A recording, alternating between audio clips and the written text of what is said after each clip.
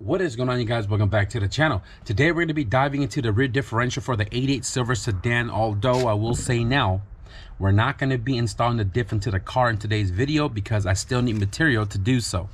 I did get a package from S1 about 2 weeks ago. It's been sitting right there underneath that cloth. That's the part we're going to be installing into the differential. I want to get that part put in. I want to get the diff all cleaned up, and I want to get it resealed and have it all nice and dry for when we are ready to put into the car.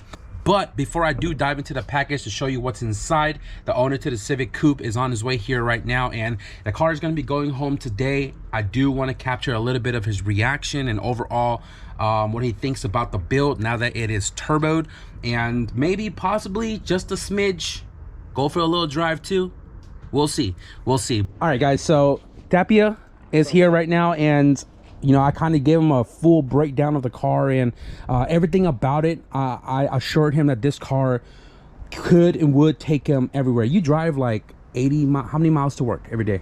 80 miles each way. Each way, so yeah. 160 a day. And he was telling me about like the MPG he was getting in this car with the restricted exhaust, the K20 that was in it. He gets about a tank and a half, so like maybe 240 miles. Yeah, somewhere. Yeah, so I was explaining to him, you know, with a turbo car you can't really expect to have like 300 mpg, no, not 300 mpg, sorry, 300 miles to the tank. But I will say though, after driving it around 80 plus one way back, 160, I'm already about half tank, so I'm certain that this car will get good MPG, especially if you're not like smashing around, right? But I was just kind of breaking everything down for him, especially because this car has no idle air control valve. I was telling him that this car, when you first turn it on, it will like continuously die because it idles so low and the car is not warmed up. So check this out. After a couple of bounces, it'll shut off. See how it shuts off? So that's what I was saying. It's gonna shut off. Just gotta like, just hold it there a little bit, let it warm up. Because normally it should be at like, you know, 1200, right? And then it'll catch itself, and then it'll stay warmed up. So right now, like, everything seems good. But because the car is not warmed up and you don't hold it, it'll eventually just die out. So anyways, we're gonna warm up the car right now, and you cool for just go for a little drive real quick? Yeah, we're gonna do a little drive. I want to get your reaction on your now turboed Civic Coupe. Yeah, so let's go ahead and warm this thing up real quick. Yeah, I'll get in touch with you to see. So I'll drive it like this for a while, and then I'll probably put this motor in the silver one. Probably I'll do that swap. Oh, you gonna do both of them? Yeah. Oh, you crazy, right? Yeah, that's probably what I've been looking, bro. I've been trying to find shells and shit for a decent price, like something cool, but they're all fucking flat, bro. I'm like, hella forgot. Hardcore things.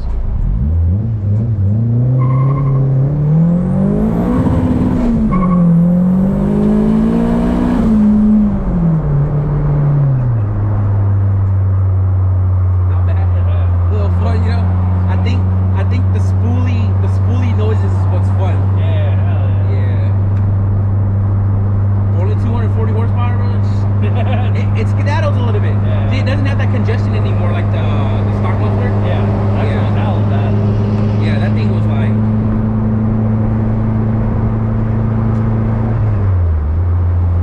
it was like you can't even do that, you know.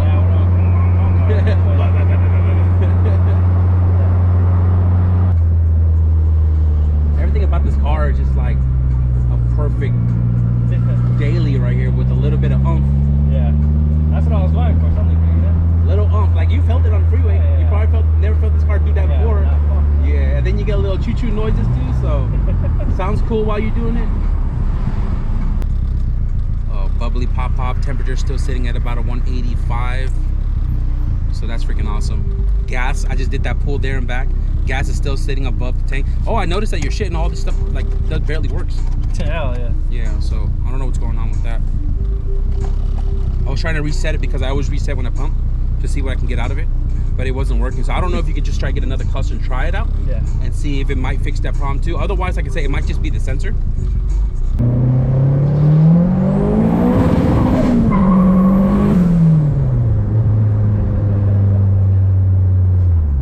Definitely not us. It wasn't us. Car's too quiet. Can't be us. Incognito. Incognito. Cherry, bro.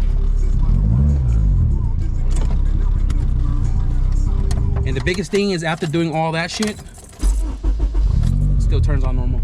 Like nothing. That's the beautiful part. So I was gonna be the passenger, but then he was like, no, you gotta drive it. So I drove the car. We went a couple exits down on the freeway, and I just did a couple of rips, a couple of brake boosting, and just kind of like really having feel what this car can do at the current power level it's sitting at. So what do you think, bro? What do you think? Dope, bro. It's dope. Yeah, so I mean, from what you've driven this car before with the K20 A3 all motor with the tiny pea shooter exhaust to feeling what we just did with this car, 9-day difference. 9-day difference. Yeah, dude.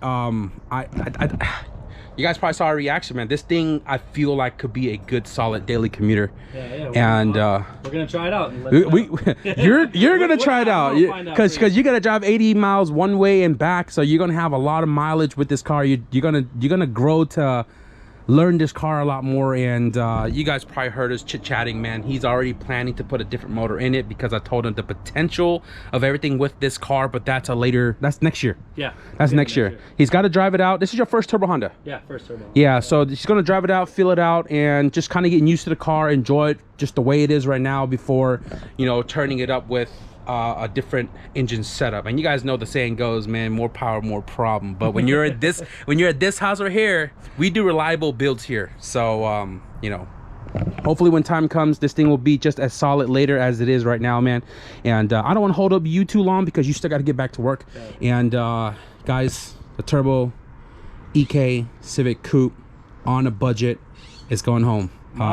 It's gonna be mobbing. It's gonna be mobbing. I mean, he's gonna text me later, let me know how it does, because he gotta go through the mountains, like we said earlier, to get home. So this thing is about to get on out of here, guys, and we'll dive into the differential in just a moment.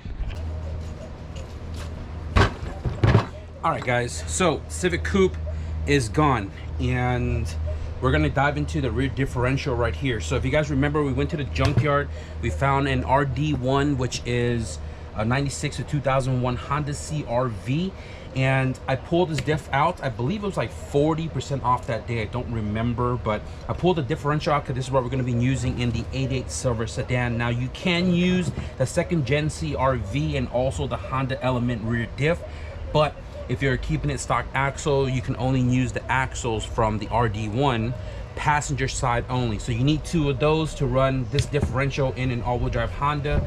And I know that the second gen and the Element is like a rampant style rear diff, which is a great replacement for like the RD1 guys. But if you're going to be locking the clutch pack or using the locking block, the ramp style really doesn't matter. So we're going to be taking this thing apart, cleaning it up, and we're going to show you guys how to install the S1 locking block, as well as modifying the pump and everything on the inside to make this thing work on an all-wheel drive Honda.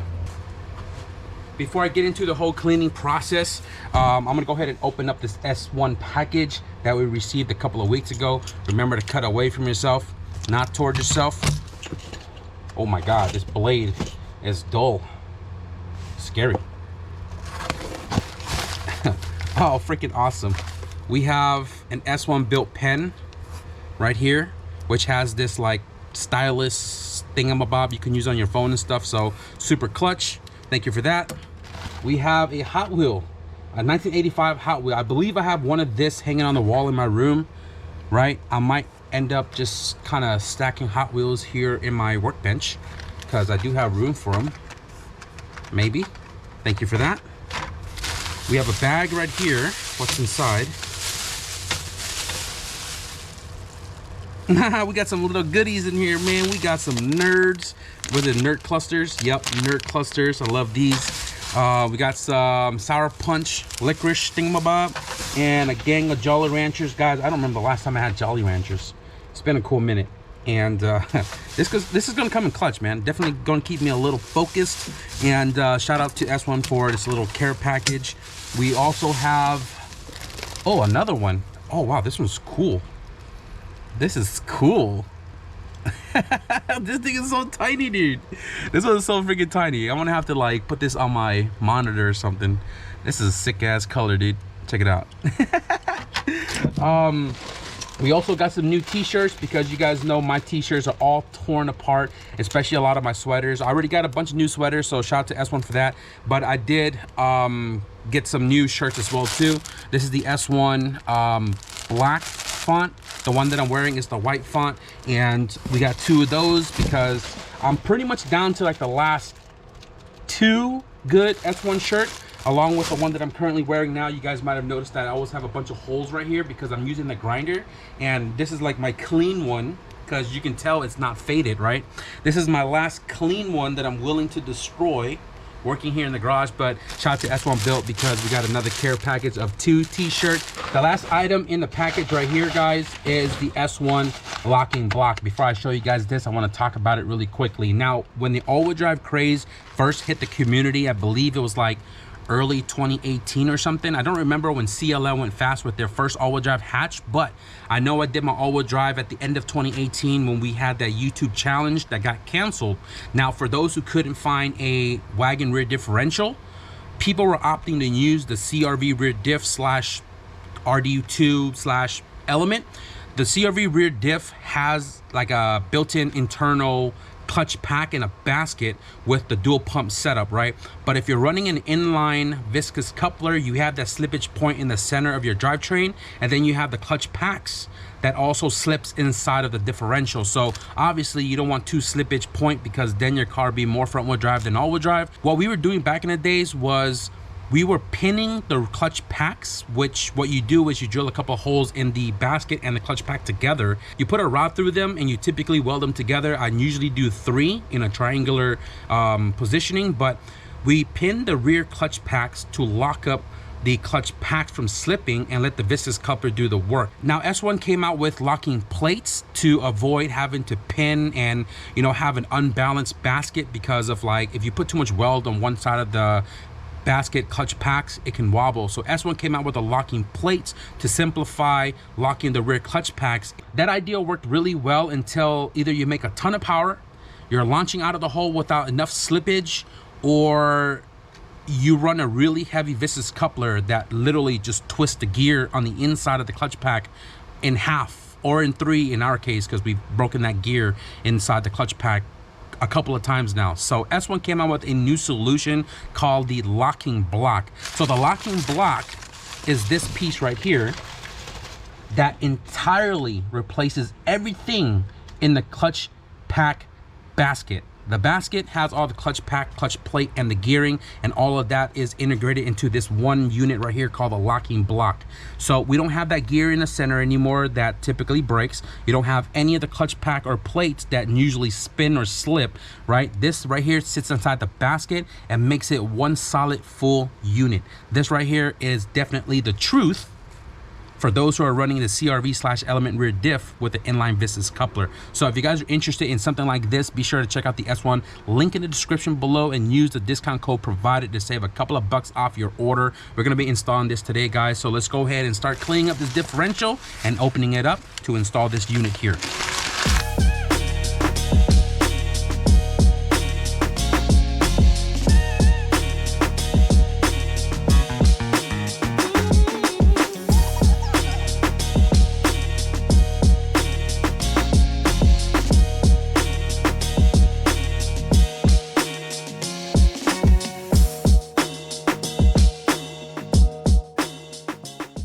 All right, guys, let's get back to the rear differential. I did take a little bit of time to make this mount right here for the diff to stand upright.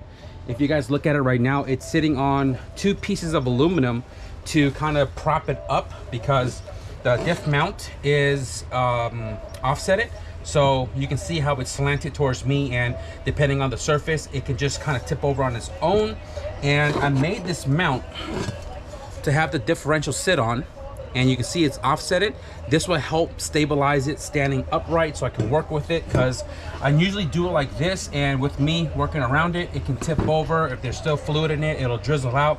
You can do it flat on the table, but I feel like this kind of simplifies it, at least for me. It goes on like this.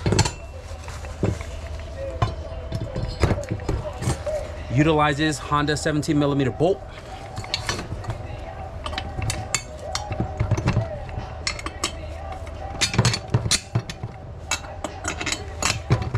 now it has a square stand so it can be more stabilized and not worry about tipping it over.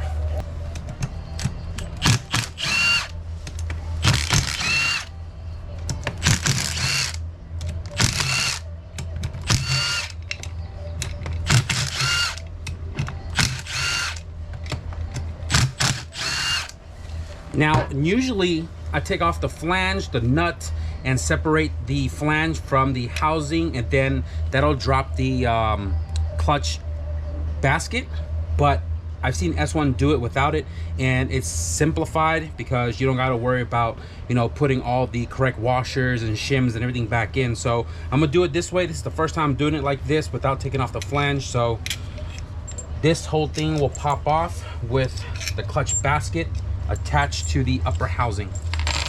There is a double nub right here. You can put a flathead or a pry bar, and then that's where you can pop the two casings apart. There we go. Comes off like so, and you can see the basket is still attached to the housing itself because it is bolted right here with a 30mm nut. And because this came off as one unit, all the clutch packs are actually still sitting on the pump right here, and this is all that we're going to be eliminating. And from what I can see, man, somebody must have launched the hell out of this CRV because these clutch packs are burnt. Let me show you guys. Look how burnt these clutch packs and disc are. You guys see the discoloration? That's crazy. Somebody must have full sent this CRV. But anyways, we're going to be removing this center gear right here. Then we're going to be removing all the clutch packs right here, but we're going to be keeping the top lid, which is the very first one, this guy right here. We're going to be keeping this. If you guys have a ramp on style differential, I'll put the link above here, because the process of taking these clutch pack out is a little bit different than the non-ramp style. So these clutch packs over here, we're going to be removing entirely, including whatever's still stuck inside of here. Let me see if I can pop it out here. So that's one. And then I believe there might be another one in there. So let me go ahead and, yeah, I think there's the one more in here. So let me knock this out real quick.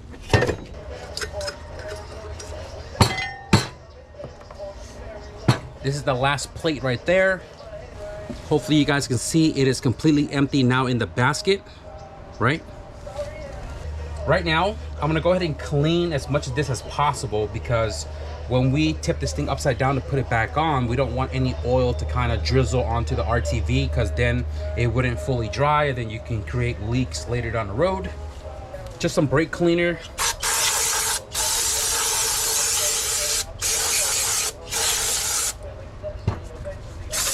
Want to clean this as well too.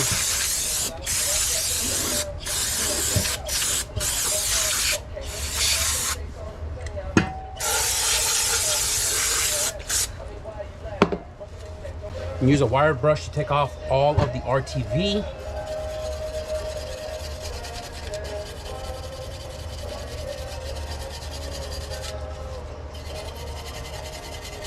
So this locking block works with the ramp style and non-ramp style, and you have to put the flat side of the locking block towards the flange. So if you have it like this, it goes in like that. Reason being is because the ramp style, this piece is longer, right?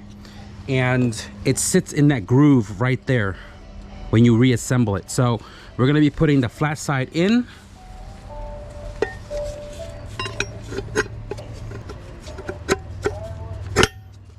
There we go. Sat all the way down. You heard those two metal mesh together. I'm gonna go ahead and clean this as best as I can, because we're gonna be welding on top of this, so we don't want any oil on it.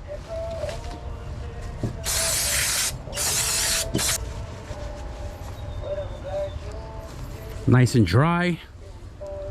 So this right here just goes right on top of the locking block, and the goal is to make sure that this is nice and flush, right? Because the ramp style, I think, I'm not sure, you can watch the video, the ramp style uses another piece to kind of bring the locking block up just a little bit, so that the cover can sit super flush. Now we're going to weld this in 3 points, 1, 2, and 3. Reason for that is because obviously the diff is standing upright, and if I was to flip this upside down, all of that will come right back out. So I'm gonna tack this cover to the basket so that this doesn't flop out like it just did. This is gonna be the first time we're welding in the new welding section of the garage.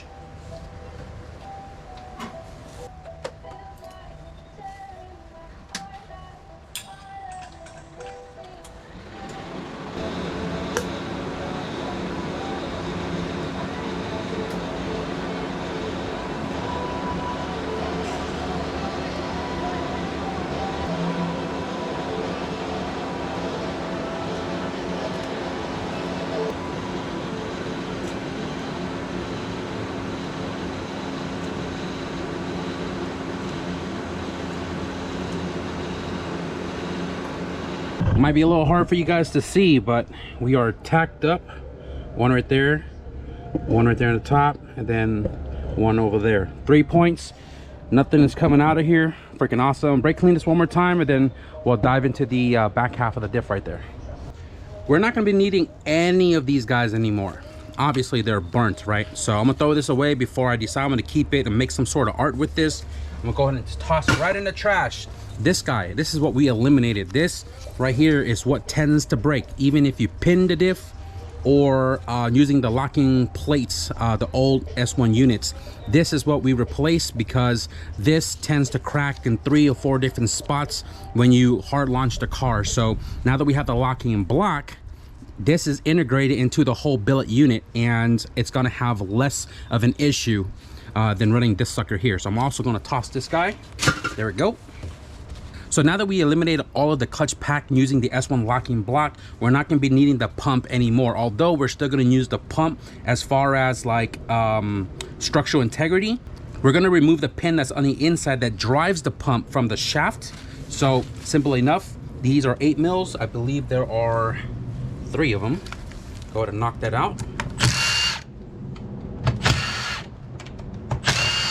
Right, this little washer bearing thingamabob, we're gonna reuse it, so don't forget this guy right here. The orientation, the one with the lip, is facing the pump. This whole pump should pop off. I believe we're gonna be getting rid of this piece right here. Trash. The pump itself is just gonna be that. And then right here on the shaft, there's a pin. Pop that out of there. We're gonna be eliminating this, and then I'm gonna pick this up for you guys. We're gonna be welding this groove right here on the shaft because this is what snaps when you're putting a gang of power through this diff. It'll snap right there. So S1 recommends you weld this right here to kind of give it that extra strength. So what I'm gonna do is I'm gonna clean the hell out of this, and I'm gonna bring it to the welding table. The screen right here, you can run it if you want. Helps clean the oil. Looks pretty clean to me, right? But I'm gonna clean it anyways. Pop the magnet out. Magnet doesn't look too bad. I mean, normal wear and tear. I'm gonna go ahead and clean this up as well.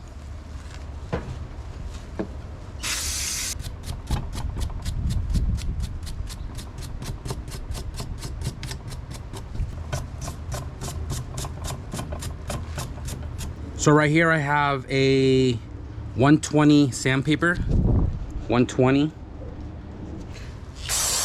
No diddy.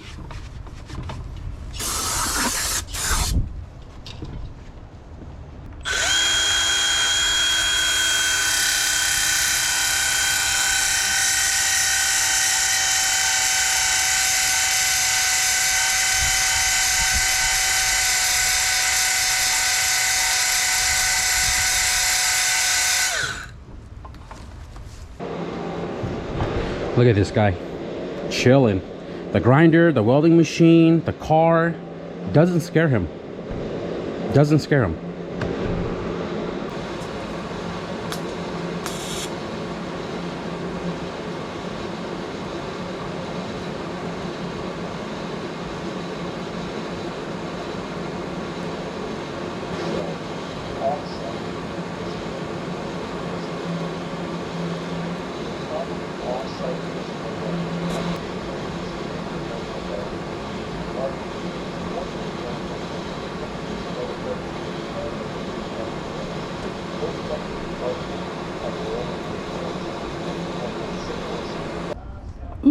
Ooh, look at those welds. Look at those welds. Ooh. Now let's go ahead and reverse the process, guys. We're gonna be putting the pump back in without the pin, because we're not driving the pump anymore. And again, the pump is going back in just to kind of give some structural integrity to the shaft. Guys, I feel dumb as hell. I don't know how much the camera picked up putting the differential back together, but apparently the battery died. We have the differential all put back together, guys, and you can see the squeeze out on the RTV right there. Nice skim all around, not super gooey, not super messy. Now with this stand right here, the differential can sit upright and just kind of let it cure in case there is still any fluid in the differential. If you lay it flat, it can seep through while it's still drying and all that. So I'm gonna leave it sitting like this, but the differential itself is ready to rock and roll. The car is on the driveway. I gotta go and plan out how I'm gonna do the rear diff, the materials that I need. I need to go pick up material and then kind of figure out our execution, because when we're building this DIY rear, oh my God. I'm going to be building the rear mount for this car because of budget build, like I did my red CRX without a diff plate. And I got to figure out how to get this diff to be like super centered, because when I did it on my red all-wheel drive car, first time ever doing it, I just was underneath the car, laid out, just staring at it upside down and hoping that the diff was straight. And then eventually when I got the S1 plate to replace my DIY kit, then I realized my diff was actually crooked. It was a little wonky, but more knowledgeable now. I've done a handful of these, and I'm sure I'll figure out how to get this diff to be super centered before we build our DIY kit. But again, differential is ready to rock and roll. I'm gonna go ahead and just clean up. We did lose a lot of light, because I'll be honest with you guys, I had the differential sitting on the welding table and I spilled a lot of oil on my table that seeped through to the floor. And because I saw it all pissing on the floor, I grabbed the differential to tip it back up, and I grabbed the shaft no diddy and I burnt all 3 of my fingers. You can see the bulge, the DIY bandage I have on there with some burn cream, and I'm definitely gonna feel these right here in the next couple of days, man. But anyways, look at this guy, he's fighting that fly. Oh no, don't eat it, bud. What are you doing? Hey, don't eat it. What are you doing? No, let this food go. Get out of here. Look at him. Anyways, I'm gonna clean up. All right, guys, I've been sitting here in the garage just hanging out with the kitty cat, and I'm in pain, dude. Look at this.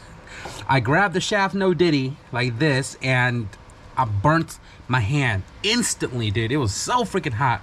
And I grabbed some burn gel, threw it all over my hands, and I just wrapped it with some towel and some blue masking tape. Typical garage mechanic type stuff, but it works. It's kind of soothed down just a little bit, but I'm not ready for how this thing is gonna look in a couple of days. But anyways, guys, what we did today, or in this video at least, we finally delivered the car to the owner. And let me tell you guys, he texted me when he got home last night, right? Mind you, 80 miles home plus traffic. He finally got home and he was like, instantly, dude, I'm gonna start looking for another motor, because we kind of hung out for a little bit and kind of talked about some of the options. He said that, you know, until next year, he'll start worried about trying to, you know, turn it up a little bit. He wants to enjoy it the way it is. And you guys probably saw the reaction. He was like, he was pretty damn stoked that the car is now a fun car to drive around from the factory 160 to 240. And when he got home, whatever we were talking about just went out the window. He was like, yeah, I'm not gonna wait till 2026. He was like, I'm looking for another motor, because I told him the option to make more power without stressing the A3 is to swap in another you know, suitable long block, Type S, or even the TSX engine. I think the TSX is the more practical setup, because everybody in the market is asking for a K20 Type S, an arm and a leg, and those are like not the common engines that come in from overseas. Basically, the base model RSX from Japan comes here, and the Type Rs, which you don't want to boost the Type R. And the majority of it is the K24 3-lobe RBB. So I told him, I said, that's probably your best choice, and a couple of different shops that carry 24s in stock that could ship it to you, or you can go pick it up, and that'll be the more practical way of turning up the turbo setup in his car. So when he got home, he was like, I'm already looking for a K24. So that's stoked to know that, you know, just 80 miles drive home already got him thinking and already wanting more power. He already talked to me about like the whole gist of it. It might happen sooner than 2026. Who knows? The car might return. But anyways, we returned the coupe, and we were able to install the S1 locking block into the CRV differential that we're going to be using in the 88 Silver sedan. It is on the floor right there, drying up, and by the time we actually need to use it, it should be ready to rock and roll. But if you guys are interested in the locking block, if you're going all-wheel drive, if you're using the CRV diff, ramp or non-ramp style, and you're using a Vistas coupler, the S1 locking block is the way to go. Link to S1 in the description below, discount code provided as well too. It helps me out more to you guys know using a discount code on the S1Built.com website. I've had a bunch of friends talk to me recently about going all-wheel drive, and you know, obviously I'm going to give them the 411 on the whole gist of going all-wheel drive, and then the experience. It's kind of one of those where it's like, once you go turbo, you don't go back. Once you go all-wheel drive, you can't go back. And that's my personal experience. Obviously, all my cars here are merely all-wheel drive, if that's even the right word for it. But anyways, all I'm gonna say is that if you guys haven't experienced an all-wheel drive Honda, you guys should. You guys should. But anyways, guys, we're gonna wrap up this video right here. I hope you guys enjoyed the S1 locking block and the reaction to the owner of the Turbo Civic Coupe. If you guys did, be sure to leave a thumbs up. I'm not sure what I'm gonna get into tomorrow because this now happened. I kind of wanna it to heal up a little bit before I go ham here in the garage again. I'm not sure if I'm gonna do a light work tomorrow, because if you guys haven't seen the 88 Silver sedan, we haven't put the carpet in, so I might just do a little button up with the car before we start tearing out the fuel tank to do the fuel cell, if I'm doing the fuel cell, or should I do the fuel tank in the trunk for the budget side of things instead of buying the fuel cell. I don't know. Let me know in the comments below if you guys want to see me do the factory fuel tank in the trunk or install the fuel cell that we built for the car to go into the trunk. But I'm not sure I'm going to get into. If you guys want to stick around and see what all we do here on the driveway, be sure to hit the subscribe button. But with that being said, thank you guys for watching, and I'll see you guys in the next video. Peace.